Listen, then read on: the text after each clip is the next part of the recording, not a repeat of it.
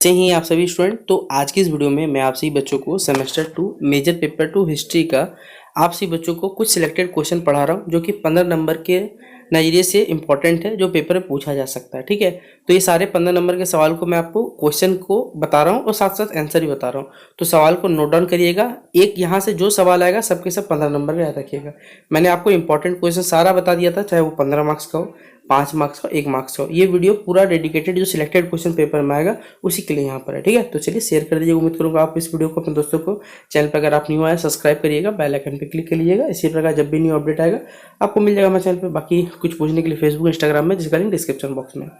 पहले सवाल है, रोमन साम्राज्य जो है उसके पतन के क्या कारण थे, उसके बारे में वर्णन करें। यानी रोमन जो एम्पायर था बेसिकली, उसका डिक्लेशन होने के पीछे क्या कारण था ये आपको बताना है। ठीक है, तो आइए चलिए बात करते हैं। तो रोमन साम्राज्य के बारे में बात करें तो देखिए, विश्व इतिहास के सबसे, अगर हम लोग जो सबसे बड़ा साम्राज्य या जो प्रभावशाली साम्राज्य था उनमें से एक था रोमन साम्राज्य। ठीक है, यह साम्राज्य लगभग माना जाता है कि 1000 वर्षों तक यूरोप हो गया, जो पश्चिमी एशिया हो गया या उत्तरी अफ्रीका के बड़े हिस्सों पर लगभग 1000 साल तक ये शासन करता रहा। ठीक है, इसकी स्थापना की जो जानकारी मिलती है वो पूर्व लगभग माना जाता है ईसा पूर्व 27 में जो ऑगस्टस सीजर द्वारा इसका बेसिकली स्थापना किया गया था।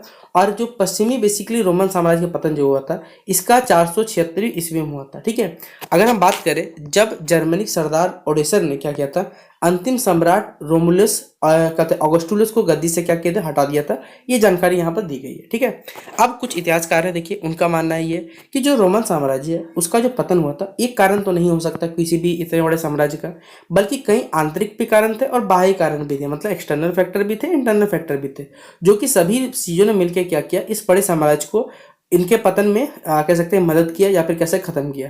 तो उन्हीं को हम लोग चलिए विस्तृत रूप से यहाँ पर चर्चा करने वाले हैं। सबसे पहला अगर हम बात करें तो सबसे पहला पॉइंट है हमारे पास है वो पॉलिटिकल इंस्टेबिलिटी, यानी जो राजनीतिक अस्थिरता देखी गई थी उसके कारण यहाँ पर ये पतन हुआ था। कैसे पतन हुआ था चलिए बताते हैं आपको। तो पहला ही बताया हुआ है कि रोमन साम्राज्य के पतन का सबसे बड़ा जो कारण है इसकी राजनीतिक जो अस्थिरता थी, ये इसके सबसे प्रथम मतलब कह सकते हैं महत्वपूर्ण कारणों में एक थी। साम्राज्य के प्रारंभिक वर्षों में, जब साम्राज्य का प्रारंभिक वर्ष था तो उस समय शासन तो चलिए स्थिर था, मतलब स्टेबल था और सुव्यवस्थित, मतलब बहुत अच्छे तरीके से चल रहा था। लेकिन जैसे जैसे समय बीतता स्टार्ट हुआ तो आपको मालूम है, चाहे विश्व का इतिहास देखे या फिर मुगलों का इतिहास देखे, सभी में क्या हुआ, सम्राटों का हत्या हुआ, विद्रोह हुआ, सत्ता के लिए संघर्ष होते चला गया। ये सब चीजों में ये चीज आपने कॉमन फैक्टर ऑब्जर्व किया होगा। ठीक है, अगला यहाँ पर हुआ कि तीसरी जो शताब्दी थी बेसिकली, उसके दौरान बताया गया कि लगभग 50 वर्षों से लेकर बेसिकली 20 वर्षों से अधिक सम्राटों ने क्या किया, मतलब इस टाइम पे 50 वर्षों में, मतलब टोटल 50 साल के टाइम पीरियड में 20 से अधिक लोगों शासन किया, जिसमें से अधिकांश की हत्या कर दी, मतलब एक ने दूसरे को मारा, इस प्रकार खत्म होते चला गया। सैनिक और जो जनरल स्तर के जो बड़े नेता थे या फिर कैसे अधिकारी थे वो लड़ते रहे, जिससे प्रशासन क्या हुआ, लगातार कमजोर होता चला गया। इस राजनीतिक जो अर्थव्यवस्था कह सकते अव्यवस्था देखा गया, जिससे जनता के विश्वास में क्या हुआ, कमी हुआ। जब कमी होगा तो सिंपल बात है, ये साम्राज्य की जो एकता है उसको तोड़ दिया जाता है। ठीक है, इस प्रकार। ठीक है, ये पहला पॉइंट था। अगला है यहाँ पर जो प्रशासनिक भ्रष्टाचार था, यानी जो करप्शन था, एडमिनिस्ट्रेटिव कह सकते हैं यहाँ पर कैसे था। तो रोमन साम्राज्य प्रणाली में भ्रष्टाचार क्या होता, धीरे धीरे बढ़ता चला गया। जो अधिकारी थे, जैसे कहीं भी किसी भी देश में चले जाए भाई, करप्शन तो हर देश में, ठीक है, ये कोई बड़ी बात नहीं है। आप भारत बोलिए, ठीक है, या फिर रूस बोल दीजिए, अमेरिका, सभी जगह करप्शन चलता है। कहीं पर लीगल है, कहीं पे इलीगल है। तो अधिकारी रिश्वत लेने लगे और न्याय प्रणाली जो होती चली वो कमजोर होती चलेगी। जो पहले प्रांतीय गवर्नर और अपने लाभ के लिए जनता का, जो भी बेसिकली वहाँ के गवर्नर होते थे, वो क्या करते थे, अपने बेनिफिट्स के लिए जनता का शोषण करते थे। जो कर प्रणाली थी, मतलब जो टैक्सेशन सिस्टम था, उसमें क्या थी, अनियमितता थी। मतलब जिससे जो गरीब नागरिक थे उन पर अधिक बोझ पड़ता था, मतलब गरीब आदमी उससे ज्यादा टैक्स लिया जाता था। अमीर पे देखिए कुछ राहत दिया जाता था। उच्च अधिकारियों की जो विलासिता था, मतलब जीवन जीने का जो उनका तरीका था या जरिया था बेसिकली, वो बहुत ही शानदार तरीके बीतते थे। वहीं इसी लापरवाही से जनता को क्या किया, बेसिकली विमुख कर दिया। जैसे अभी अपने नेपाल में जो सत्ता उठते हुए देखा या सत्ता को फाड़ फेंका, क्यों, क्योंकि वहाँ के नेता बेटा लोग मस्त लोग घूम रहे थे तो जनता को खराब लग रहा था। भाई जनता ने क्या किया, उखाड़ फेंका कि भाई तुम लोग कैसे कर सकते हो हमारे पैसे से। वही काम यहाँ पर भी हुआ। तो भ्रष्टाचार के कारण ही बेसिकली क्या हुआ, प्रशासन की जो विश्वसनीयता थी बेसिकली, ठीक है, विश्वसनीयता था, मतलब लोगों के बीच जो ट्रस्ट था वो खत्म हो गया। और साम्राज्य के प्रति लोगों का क्या होने लगा, यहाँ पर निष्ठा घटने लगा कि भैया साम्राज्य बड़ा ऐसा बेकार है, ये लोग सिर्फ अपने फायदे के लिए काम करते हैं। ठीक है, अगला है यहाँ पर आर्थिक पतन, यानी जो इकोनॉमिक डिक्लाइन के कुछ कारण बताए जा रहे हैं। जैसे पहला हमारे पास है आर्थिक संकट में रोमन साम्राज्य के पतन का देखिए जो बेसिकली इकोनॉमिक जो डिक्लेशन था वो सबसे बड़ा एक महत्वपूर्ण इंपॉर्टेंट फैक्टर माना जाता है इसके पीछे। देखिए जैसे लगातार क्या हो रहे थे, युद्ध हो रहे थे, और विशाल साम्राज्य समझाने के लिए आपको मालूम है इतना बड़ा साम्राज्य भैया तो खर्चा तो करना पड़ेगा, युद्ध होगा तो ऐसे तो नहीं कि बिना युद्ध के आप बिना युद्ध कर रहा खर्चा नहीं हो सकता आपका। अब जब युद्ध में खर्चा होगा तो सिंपल सा बात है, जो कर यानी टैक्स है, टैक्स बढ़ा दिया जाएगा, जिससे जो आम जनता है बेसिकली वहाँ पर क्या हो जाए, निर्धन हो जाएगा। दासों पर निर्भरता के कारण क्या हुआ, जो नई तकनीक या उत्पादन क्षमता उसमें भी कहीं सुधार नहीं हुआ, क्योंकि दास पर निर्भर थे तो जो नया टेक्नोलॉजी आना चाहिए या जो प्रोडक्शन होना चाहिए उस पर कोई भी यहाँ पर सुधार नहीं हुआ। व्यापार क्या हुआ, लगातार घटने लगा, और जो इन्फ्लेशन जिसे मुद्रास्फीति कहते हैं वो बढ़ गई, क्योंकि सरकार ने क्या किया, खर्च चलाने के लिए क्या किया, मान लीजिए आप किसी देश का भैया खर्च चलाने के लिए आप सिक्के या फिर नोट चलवा दीजिए, नहीं, जिससे क्या हो, सामान का कीमत क्या हो, घट गया और इन्फ्लेशन सिंपल बात है बढ़ जाएगा। खेती बाड़ी पर भी इसका असर दिखने लगा, क्योंकि किसान पर जो कर लगाया कर का वो जितना बढ़ गया कि वो अपने खेत छोड़ के क्या करते हैं, शहरों के भागने लगे कि भाई क्यों करे खेती जब हमें टैक्सेशन देना पड़ेगा। इस कारण देखिए आर्थिक कमजोरी ने क्या किया, जो सेना था और जो प्रशासन था दोनों को यहाँ प्रभावित किया, और दोनों ये कारण बेसिकली बनते हैं हमारे पास जो रोमन साम्राज्य के पतन के। अगला चौथा कारण बात करें तो देखिए सैन्य कमजोरी और अनुशासनहीनता, यानी मिलिट्री वीकनेस और इनडिसिप्लिन जो देखा जाता था। रोमन साम्राज्य की बड़ी विशाल था, कभी भी इसकी सबसे शक्ति से मानी नहीं जा सकती, क्योंकि समय के साथ उनकी जो गुणवत्ता, यानी कभी भी उसने अपने, ठीक है विशाल सेना है संख्या में हो सकती है, लेकिन वो कभी भी याद रखिए उसमें गुणवत्ता नहीं थी। सैनिक अनुशासनहीन थे, केवल उनका काम था बेसिकली वेतन तथा लूट के लिए वो लड़ाई करने लगते थे। विदेशी जो भाड़े के सैनिक होते थे, ठीक है, उनको सेना में शामिल किया जाता था, जो केवल धन के लड़ते थे, ना कि साम्राज्य की निष्ठा के लिए, मतलब देश के लिए नहीं लड़ना उनको अपने, ठीक है, सिंपल सा बात है, सैलरी मिल रहा है बस काम कर रहे हैं। इस कारण बेसिकली कहीं क्या है, सैनिकों ने कई बार विद्रोह किया और अपने ही जो सम्राट थे बेसिकली उनको मार डाला था। अगर हम बात करें सीमाओं की रक्षा जो कमजोरी थी, क्योंकि जो अधिकारी लोग थे या फिर जो सैनिक थे भाई वो तो बिके हुए थे, सैलरी के लिए काम कर रहे थे बेसिकली, और कुछ काम नहीं था उनके पास, तो जिससे जो बाहरी आक्रमणकारी थे उनका खतरा बढ़ चुका था। इस कारण सेना की कमजोरी न केवल बेसिकली साम्राज्य की नींव को हिला डाला, तो ये साम्राज्य को या फिर कह सकते साम्राज्य के पतन के कारण में से क्या। अगला है विशाल साम्राज्य और प्रशासनिक कठिनाई। देखिए आपको मालूम है कि इतना बड़ा भी साम्राज्य होगा उस पर आपको जो काम करने के लिए कठिनाई तो बहुत सारा झेलना पड़ेगा, ठीक है। इसलिए आप क्या करते हैं, जैसे भारत है तो भाई भारत ने क्या किया, 28 राज्यों में यहाँ पर बंटवारा कर दिया, ठीक है, कि लेकिन सभी के सभी क्या केंद्र से जुड़े हुए रहेंगे, इस प्रकार से सिस्टम, ताकि एक आदमी कंट्रोल नहीं कर सकता, ये बात याद रखिएगा। तो रोमन साम्राज्य बहुत विशाल हो गया था, ब्रिटेन से लेकर हम लोग बात करें मिस्र तक और स्पेन से लेकर जो एशिया माइनर तक ये फैल चुका था, ठीक है। लेकिन इतने बड़े क्षेत्र पर शासन करना कठिन हो गया था। संचार के साधन उस समय तो लिमिटेड थे, जिससे दूर दराज के इलाकों पे आपको मालूम है अगर नियंत्रण थे या फिर क्या चल रहा है क्या नहीं कैसे पता करिएगा, ये बहुत ज़्यादा कठिनाई हो गया था। सीमाओं पर लगातार जो बर्बर जनजातियां हैं, ठीक है, उनके हमले होते रहते थे। लगभग माना जा रहा है कि 285 ईस्वी में जो सम्राट डेक्लोसिस ने क्या किया, बेसिकली प्रशासन को आसान बनाने के लिए साम्राज्य को उसने दो भाग में बांट दिया। जैसे पहला था जो पूर्वी और पश्चिमी रोमन साम्राज्य के रूप में से बांट दिया, लेकिन इस विभाजन ने साम्राज्य की जो एकता थी उसको कमजोर कर दिया, और जो बेसिकली पश्चिमी भाग था उसे धीरे धीरे पतन की ओर आगे बढ़ता चला गया पश्चिमी साम्राज्य, ठीक है। अगला हमारे पास है नैतिक पतन और विलासिता, यानी जो मोरल डीके है और जो लग्जरी है उसके कारण, वो भी एक कारण है हमारे पास डिक्लेशन का। जैसे रोमन साम्राज्य में जो नैतिक मूल्यों का ह्रास भी एक महत्वपूर्ण कारणों में से एक था। पहले रोमन लोग जो थे परिश्रमी, अनुशासन और देशभक्त थे, लेकिन धीरे धीरे वो विलासिता, मनोरंजन और सुख सुविधाओं की जितने भी, देखिए आपको मालूम होगा जितना भी यूरोप के बेसिकली कंट्रीज है वो सभी के सभी एक समय रिच हुआ करते हैं, ठीक है। अब उनको आदत लग चुका भाई पैसे घर पर बैठे बैठे, तो काम क्यों करने लगे, वही काम यहाँ पर रोमन लोग की बताया गया। वो पश्चिमी अनुशासित देशभक्त जरूर थे, लेकिन धीरे धीरे जिससे सुख सुविधा होते चला गया तो मनोरंजन और सुख सुविधाओं में क्या होता है, डूबते चले गए। अगर बात करें ग्लेडिएटर खेल, भव्य जो उत्सव होते रहे और शराबखोरी जैसी प्रवृत्तियों ने समाज को क्या किया, उनके जो नैतिक रूप थे उनमें क्या कर दिया, कमजोर कर दिया गया, ठीक है। अगला है यहाँ पर बताया हुआ है नागरिक कर्तव्य और राष्ट्रभक्ति की भावना यहाँ पर समाप्त हो चुकी थी। यह नैतिक पतन जो था केवल सैन्य और राजनीतिक पतन के समानता क्या चलता चला गया। सातवां पॉइंट है हमारे पास ईसाई धर्म का, देखिए यहाँ प्रभाव जो बेसिकली इन्फ्लुएंस है क्रिश्चियनिटी का। कई इतिहासकारों को मानना है कि ईसाई धर्म जो है बेसिकली, यानी ईसाई धर्म के प्रचार ने क्या किया, रोमन साम्राज्य की राजनीतिक एकता को कमजोर कर दिया। बोले भैया एकता इस धर्म से क्या मतलब, देखिए तो वहाँ के जो सम्राट थे कॉन्स्टेंटाइन ने 313 ईस्वी में ईसाई धर्म को मान्यता दे दी और धीरे धीरे यह बेसिकली वहाँ का राज धर्म बन गया।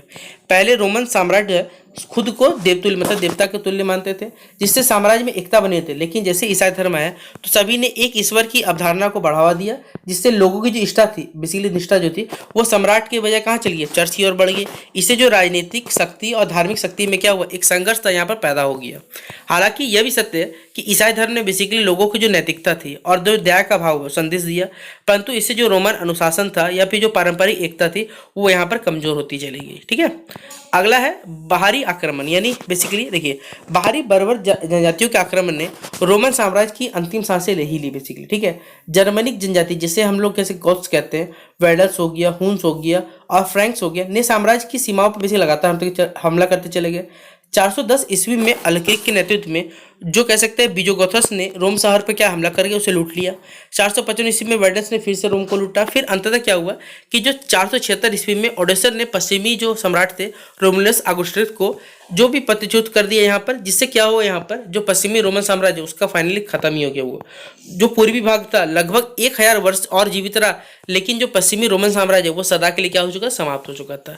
अब देखिए जब युद्ध में फंसा हुआ रहेगा तो तकनीकी और औद्योगिक विकास तो हो नहीं सकता, तो यहाँ पर तकनीकी और औद्योगिक ठहराव यहाँ पर देखा गया। जहाँ एक और अन्य सभ्यताएं तकनीकी रूप से आगे बढ़ रही थी, वहीं पर रोम की जो तकनीकी प्रगति में वो पिछड़ता चला गया। दास प्रथा के कारण मजदूरों की जो सस्ती उपलब्धता थी, लोगों को नई तकनीक अपनाने में क्या कर दिया, रोक दिया। उत्पादन कृषि में कोई भी बेसिकली बड़ा नवाचार यहाँ नहीं देखा गया।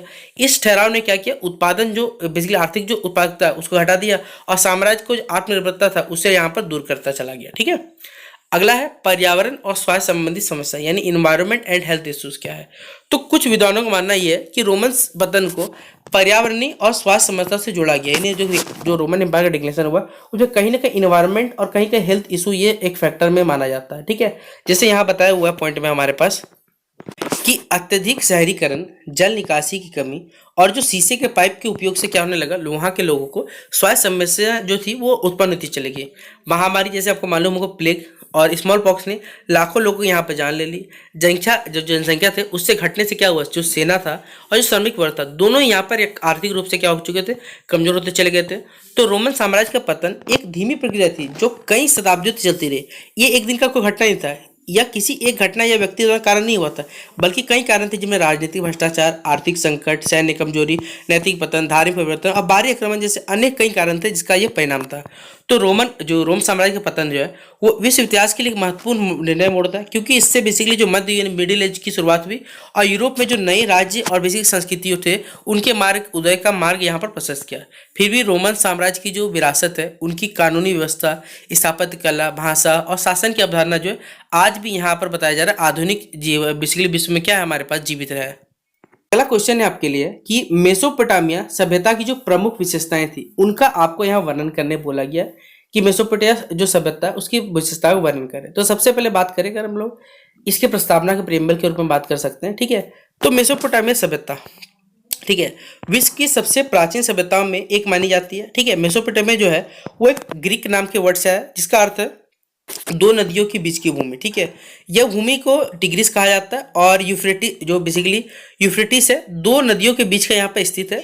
जो आज का वर्तमान हम लोग इराक देखते हैं, सीरिया देखते हैं, तुर्की, इसका ही कुछ हिस्सा है हमारे पास क्या कहलाता है, ये मेसोपोटामिया कहलाता है। ठीक है, अगर हम बात करें तो यह क्षेत्र जो बेसिकली उपजाऊ भूमि, जल स्रोत और अनुकूल जलवायु के कारण क्या हुआ था, यहाँ पर जो प्रारंभिक मानव बसावट था यहाँ पर सबसे पहले बसावट का केंद्र माना जाता है।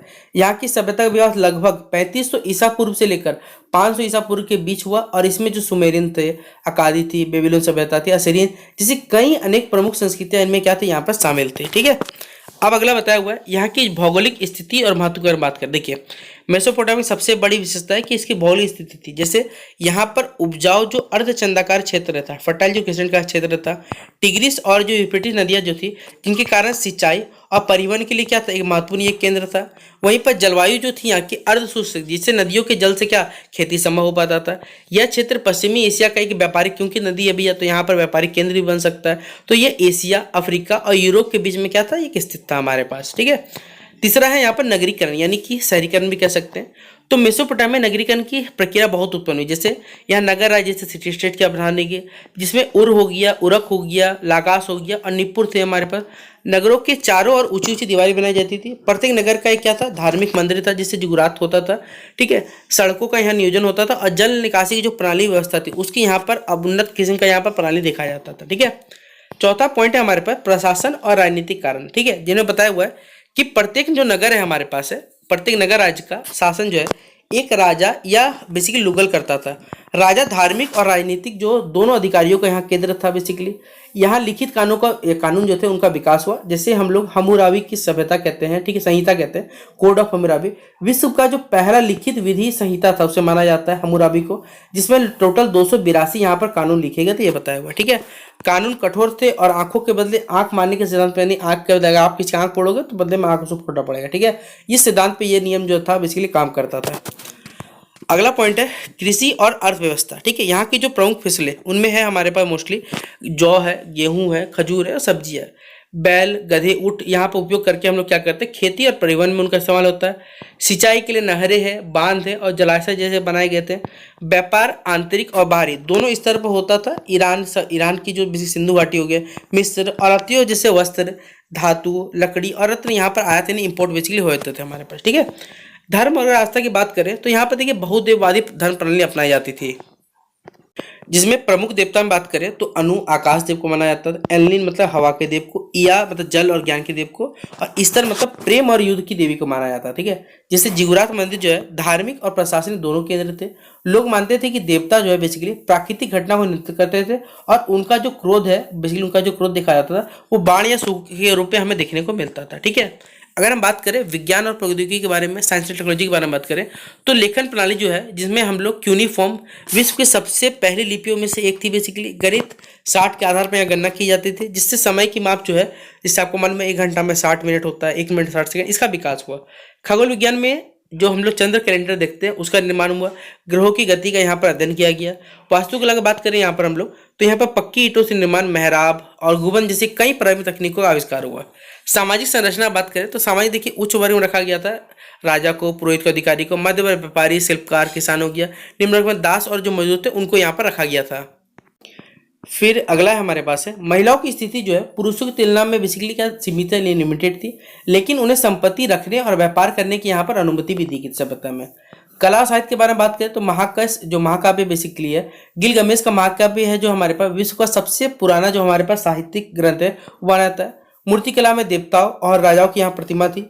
बेलन आकृति के मोहरे यानी सिलेंड्रिकल शीश देखे जाते थे, जिनमें प्रशासनिक और सजावटी उपयोग के लिए ये जब बहुत ज्यादा प्रसिद्ध था। तो मेसोपोटामिया सभ्यता जो है मानव इतिहास का एक सुनहरा अध्याय है।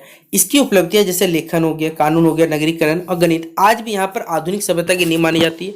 हालांकि यह सभ्यता अंततः बेसिकली जो बाहरी आक्रमण या जो आंतरिक चुनौती थे जिस कारण ये समाप्त हो गई, लेकिन इसकी सांस्कृतिक और बौद्धिक जो धरोहर है और आने वाली पीढ़ी जो हमारी बेसिकली उनको गहरे से क्या क्या यहाँ पर प्रभावित करके रखा हुआ है। तो ये थे टोटल 2 सवाल जो पेपर के नजर से बहुत ज़्यादा इंपॉर्टेंट है। बाकी हमने 15 मार्क्स का, 5 मार्क्स का, 1 मार्क्स का सारा इंपॉर्टेंट क्वेश्चन बताया हुआ है। आप उन क्वेश्चन को प्रिपेयर कर लीजिएगा तो आपका सारा का सारा 75 नंबर पेपर पर क्लियर हो जाएगा। ठीक है, तो शेयर कर दीजिए इस वीडियो को अपने सभी दोस्तों के साथ। वीडियो कैसा लगा जरूर बताइएगा। मिलते हैं नेक्स्ट वीडियो पे, तब तक के लिए जय हिंद और जय भारत।